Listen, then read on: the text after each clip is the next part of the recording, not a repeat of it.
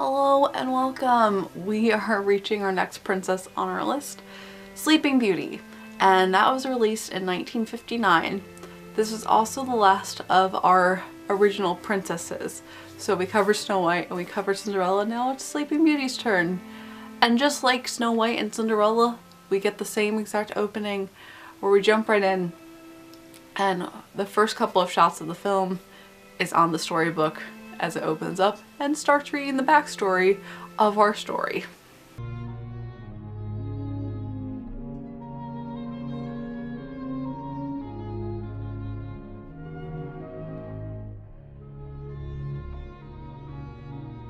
In a faraway land, long ago. The main villain is Maleficent, but honestly, even though she shows how evil she is, I don't hate her. I don't know if I believe it.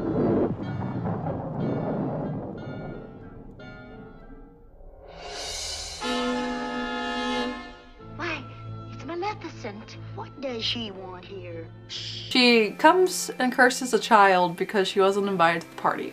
However, she was the only fairy not invited to the party, and plus we have that other film with Angelina Jolie that changes the whole fairy tale and shows her in a more vulnerable light. But even before him, I really didn't hate her. Like, she's okay. She's a villain, but she's not really the best villain. It's not like how Lady Tremaine, I can't stand her. She's one of the worst villains. But Maleficent, I'm just like, eh. Before we even get into the whole story, this is such a white privilege film.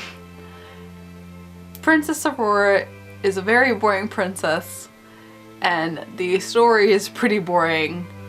And you have your basis where Maleficent curses a child because she wasn't invited to the party. They try to protect her, the fairies take her in and raise her for 16 years.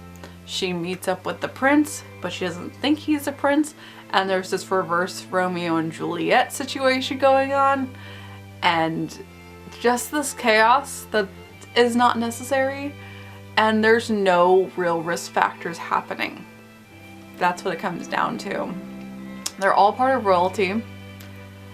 Things are going to work out. You know that they're going to work out because Prince Philip and Aurora are meant to be together anyways as an arranged marriage, and they end up loving each other, so it's just a win-win situation. She does not die when she gets the sleeping curse. They change it from the beginning, so she's not going to die. She's put to sleep, and it's not that big a deal because once they get through the obstacles, she's able to wake up.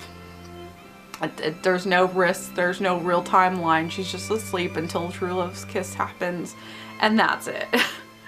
And that really kind of takes away from the urgency of this film. Aurora doesn't really have a personality either.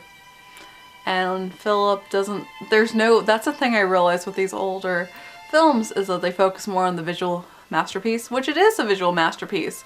And there's a lot of avant-garde pieces inside, especially with the fairies, whenever the fairies are on screen. A spindle should your finger prick. A ray of hope there still may be in this, the gift I give to thee. But besides that, there's not really that much personality to any of these characters. And they don't have that much screen time. Honestly, the fairies have more screen time than anyone else does. So with that in mind, is this a good film? It's a good film. It still is. And it is very enjoyable, and the music is fantastic, just like every other Disney film is able to get that iconically, wonderfully correct. A stranger? Mm-hmm. But don't you remember? We've met before. We have? Well, of course. You said so yourself. Once upon a dream.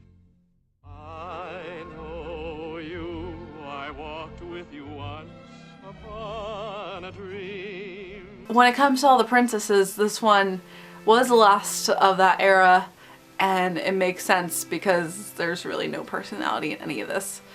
And even in the parks, she's not really that well known. I feel like she, honestly, everywhere is pretty much the most unknown princess. She's featured in certain things, but not compared to Cinderella, not compared to Snow White. She's like the bottom of them. So yeah, I don't really have that much thought on it. It was just a very white privilege film, and nothing really happened. But we're gonna jump into the future with The Little Mermaid tomorrow, so that's gonna be a lot more exciting. And as always, I hope you have a magical day, and I will see you real soon.